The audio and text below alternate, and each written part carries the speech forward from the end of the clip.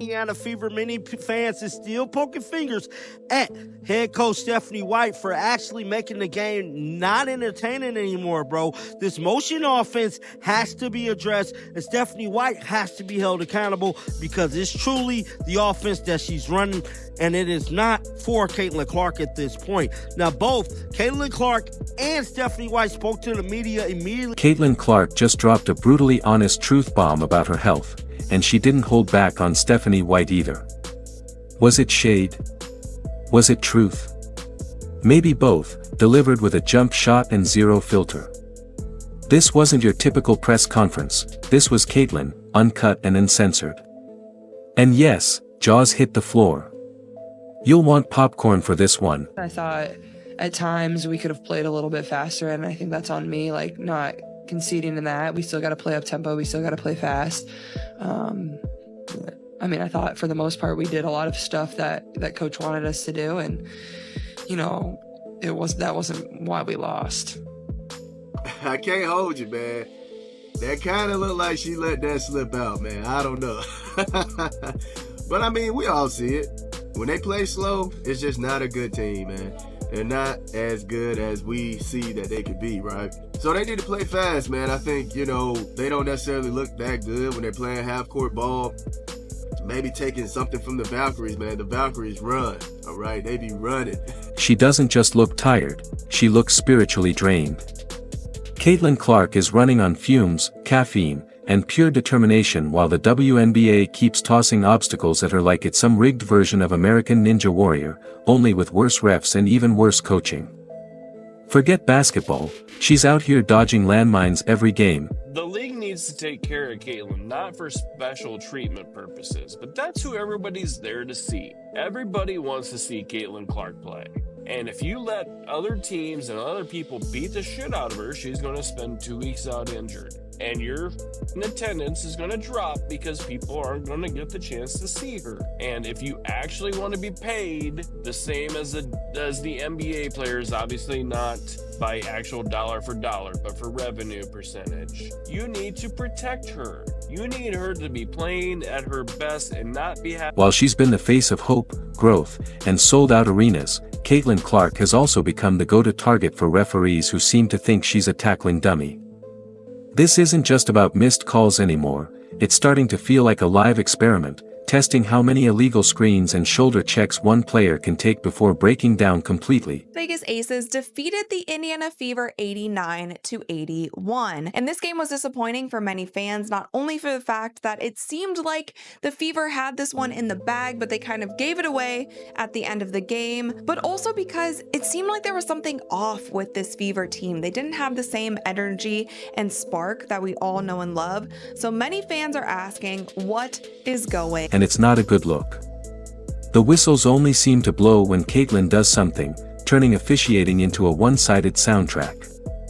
The rulebook feels more like a choose-your-own-adventure written by pure chaos. If someone body checks her, play on. But if she so much as exhales near an opponent, it's a flagrant 2 and a 5-game suspension. I have figured out the solution to the Indiana Fever's problems. Hear me out, hear me out, hear me out. This is what we got to do. We got to put Caitlin Clark off ball. We need to run a motion offense. So when the defense takes away what Caitlin Clark does best, we have other players that can still perform. So when she does have bad games, we're not completely dead in the water. I think that is the best way to move forward with this Indiana Fever team. The level of physicality Caitlin Clark is facing isn't just aggressive, it's borderline criminal. Seriously, there are muggings with less contact. At this point, someone should check if defenders are hiding brass knuckles under their wristbands, and the league's response? Dead silence, or worse, a few passive-aggressive Instagram posts pretending everything's fine while their biggest star gets body slammed into irrelevance.as for Indiana. Emotionally draining, doesn't even scratch the surface. The energy's off, the atmosphere is heavy, and the locker room feels like a haunted group therapy session sponsored by Broken Dreams and Gatorade. Caitlin walked into a franchise that feels like it was built out of IKEA parts, fragile, unstable, and impossible to figure out. You'd think they'd roll out the red carpet for a generational talent. Instead, they handed her a paper towel and pointed at a leaky faucet that she's out here trying to play 4D chess while her teammates are playing hungry hippos. The offense? Non-existent. The defense? Missing in action. And Stephanie White? Calling plays like she's using invisible ink in a game of Pictionary.no structure. No system. Just chaos, and not the fun kind. Clark, so she struggled once again in this game. She was 7 for 20 from the field and 1 for 10 from 3, which puts her at 1 for 17 over the past few games.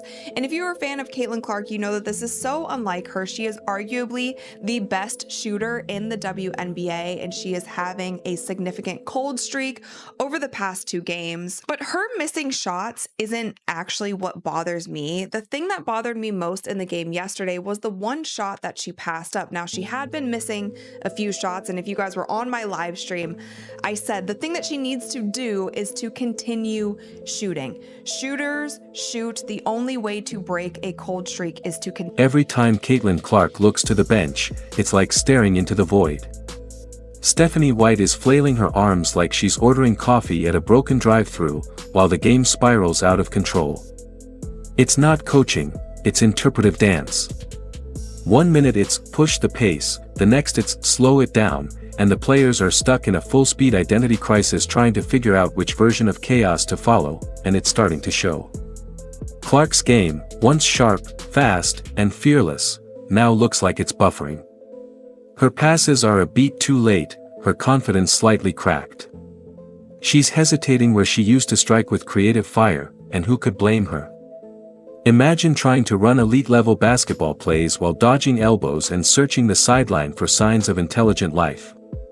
At this point, Caitlin doesn't need just a break, she might need a sabbatical or an exorcist.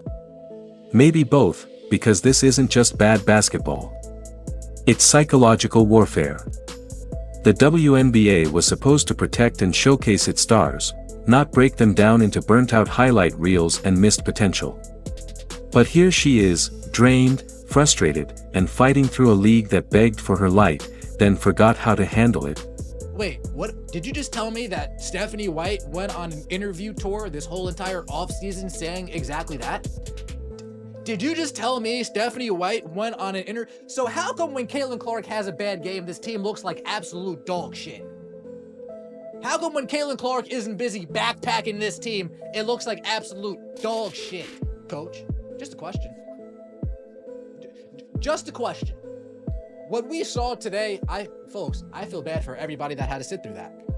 Everybody that wasted 2 hours and 25 minutes watching the Indiana Fever versus the Las Vegas Aces.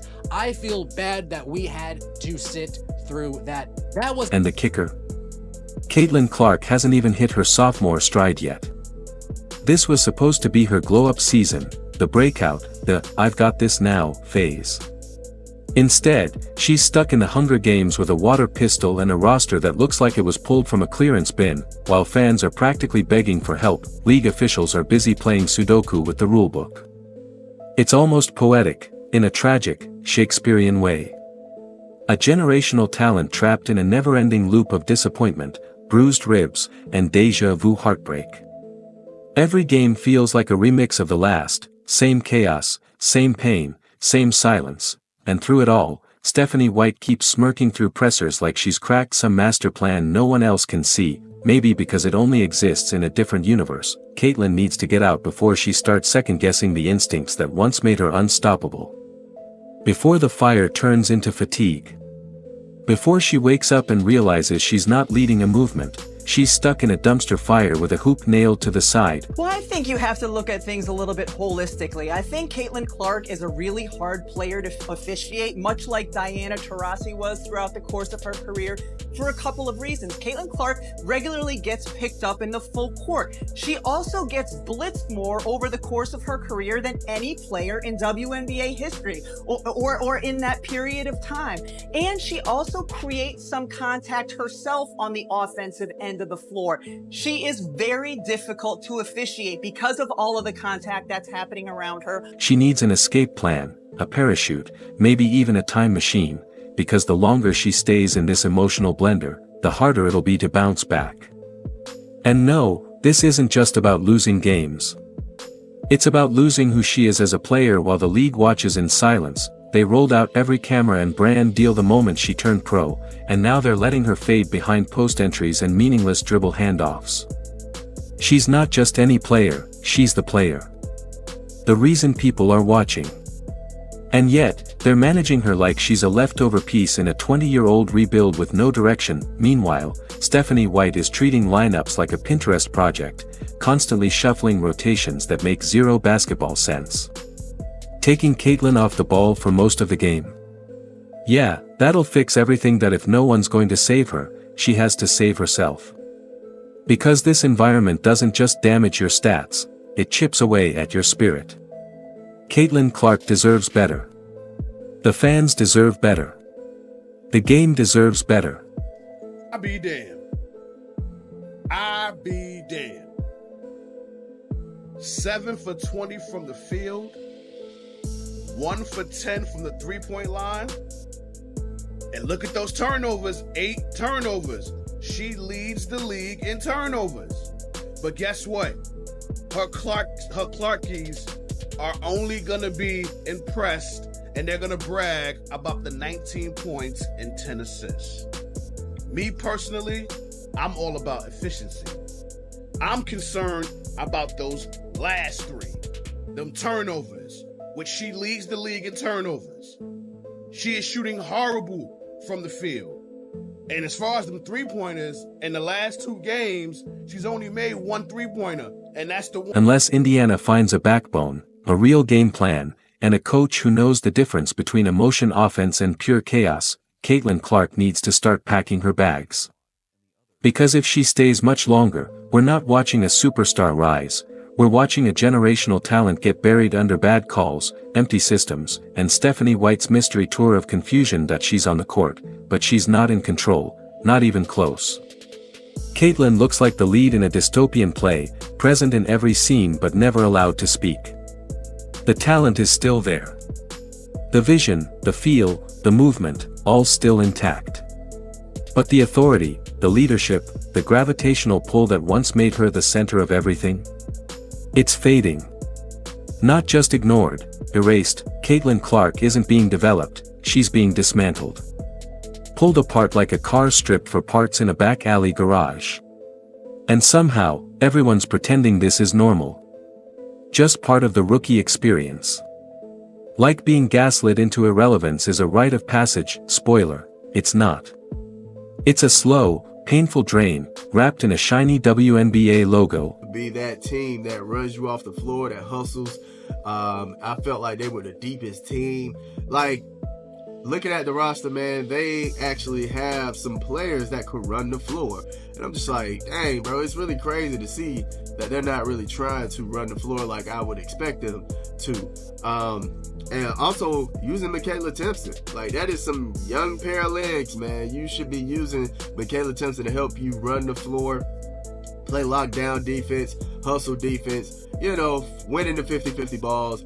You need young legs to do that, man. And yes, Caitlin Clark is still standing. She's still showing up.